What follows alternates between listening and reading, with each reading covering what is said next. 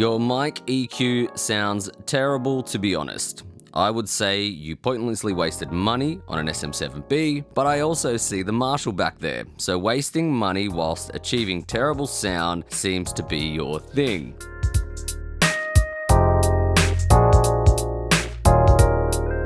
What's up guys, Mitch from the DIYRecordingStudio.com, and today we're going to go over some of the positive comments and questions that have come up in the comment sections. We're also going to cover some of the not so positive ones as well. It's great to show both sides of people's perspectives on this channel and open the discussion in a friendly and constructive way. I got a group of comments recently on a video, an unboxing of the V250 from Z&H Designs, and it's this awesome EQ that I'll have a lot of content coming soon, but the questions in general were this from Bloody Cactus: can you shove two 520s into that? And I got almost the same comment from Baseface84. Are those op-amp sockets near the rear of the board? Pretty cool looking piece of hardware. Now both of you are referring to these op-amp sockets at the back of the V250, and I actually had the same question myself, and I reached out to Z&H Designs and asked them, can you potentially put your own op-amps, discrete op-amps, in these slots? And what they said to me was, these are direct op-amp slots.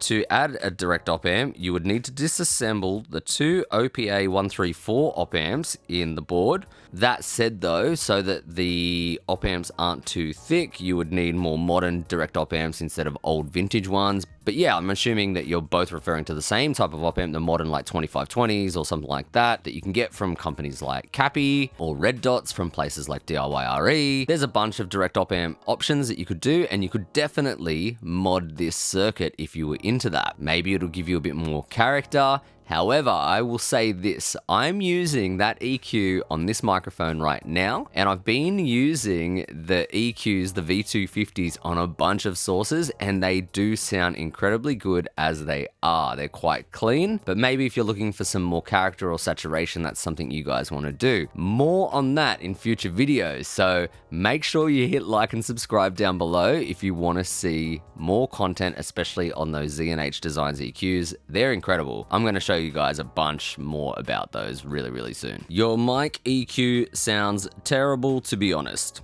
I would say you pointlessly wasted money on an SM7B, but I also see the Marshall back there, so wasting money whilst achieving terrible sound seems to be your thing. By the way, an SM7B and an SM58 are both dynamic mics. Thanks for the comment, Brandon. Brutal. We can agree on one thing at least, the 7B and the 58 are both dynamic microphones. On one of my shorts, I had a regular commenter, RedMace1, and you said, is that a Telefunken mic, bro? Great vid. Now, I'm pretty sure you're referring to this microphone right here. It's not a Telefunken microphone. It's actually the Mic Parts T67. It's an awesome microphone. It's actually exceptional. It is their take on what a 67 would sound like. It's tubeless. What they're doing is using other circuitry to get that kind of saturation, that Neumann U67 type tube saturation. I don't mind that there's no tube in this. I'm using this mic solely on things like vocals at the moment. It is my go-to vocal mic in the studio. Any vocal recordings you've heard in videos is this microphone. It's excellent. I love it. If you're looking for your first condenser microphone that's really going to take your recordings to another level in vocals and give you that warmth and saturation, this is probably it. It's great. It doesn't break the budget. They're very affordable. Shout out to micparts.com. Shout out to Red Mace. Thanks for the comment. I had a question from Nicholas Kent. Love it. I'm running a Mic Parts mic into the Cranbourne Camden 500 Pre, then Hairball Rev A 1176 comp clone, and I've just added the Cranbourne Carnaby harmonic EQ, which adds some nice air and shine to my chain. However, I feel like I still need an actual EQ in the chain. What should I get, my man?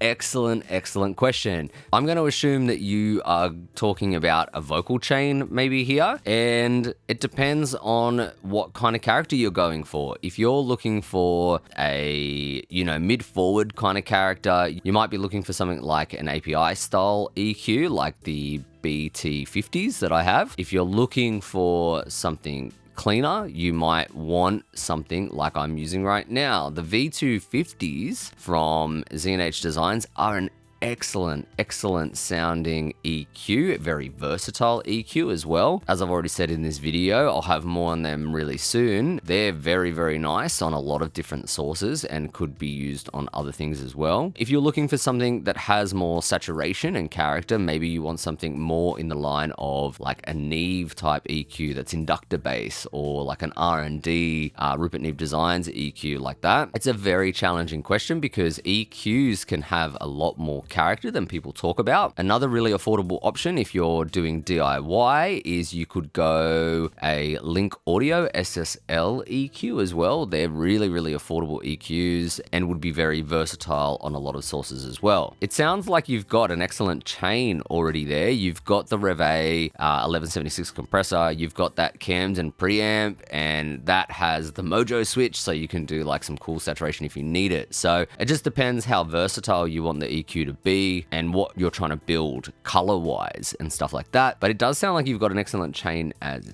is. I've given you a lot of info there and maybe not a direct answer. My strong opinion would be to go something maybe more versatile. Those V250s are excellent. The Neve style EQs and API style EQs are great on certain sources I find, but not my go-to choice for everything. Yeah, EQs are a tricky one. It really depends where you're trying to go with your signal chain. But hopefully all this information helps, Nicholas. Thanks for the awesome comment. A while ago, I did a video on the SSL bus compressor versus some plugins in a shootout, and Mr. Cool left this comment. Why would you compare a UAD plugin that runs at a higher sample rate with the SSL native and not use oversampling? The Waves is trash, sounds so digital and dated.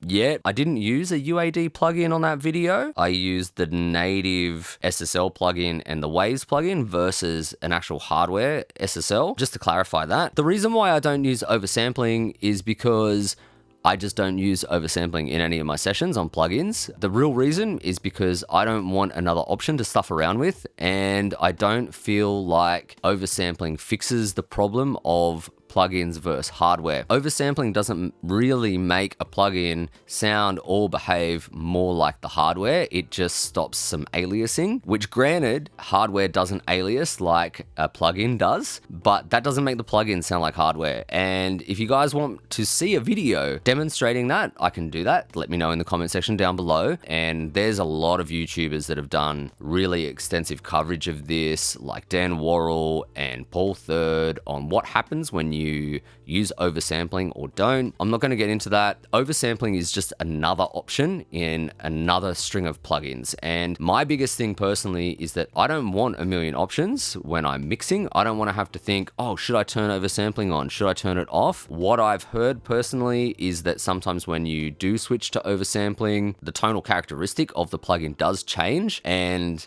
whether that be a good thing or not, I'm not going to stuff around with that when I'm using plugins. I can't guarantee what the oversampling is actually really changing, so I just want to put a plugin on and it does a thing, the same way when I put a piece of hardware on a sound source, it does a thing. And in that video, we found that pretty conclusively, the hardware has like this top high frequency sheen to it, and the mids sound a bit harsher in both those plugins. Now, you might not like the Waves plugin. I like putting Waves plugins in there because they've been a standard for years, and even though a lot of their plugins have fallen out of favor or out of use, they're still a thing, and it's good to compare them as kind of like a base standard. And I'll use higher end or newer plugins when I can. For instance, on this one, I actually use those SSL native plugins every now and then, so I featured them in the video because they're a good replication of the SSL sound. But I think pretty conclusively we did show that neither the software counterparts had that kind of sheen to the tops on the SSL bus compressor of the real hardware. They definitely lacked something that the hardware had. And you know, like, you might not like those Waves plugins. However, saying that sounds so digital, I'll just kind of like counter with this.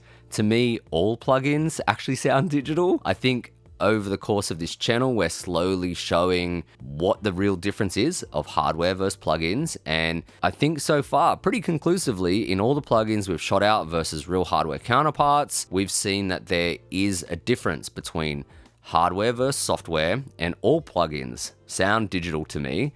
They all have a harshness in the highs and the high mids. They all have some kind of flubbiness or less tightness in the lows, there's definitely a difference. And whether you agree or not, that's cool. You can sound off in the comment sections down below. I'm just trying to show on this channel as scientifically as possible and as unbiased as possible what the real difference is with hardware versus software. And even though I love using hardware, just remember guys, I use plugins too. I use plugins all the time. There are heaps of use cases where I don't either have enough hardware or hardware isn't the right choice on a certain application where I will reach for a plugin. But it's understanding the true differences. If I know that a certain plugin has a harshness in the highs, then I'm going to use it knowing that and then adjust my EQ or my saturation or whatever I've got going in that signal chain to counter for those things if they're a problem. And that's the big question. If they're even a problem, I might put a plugin on a source and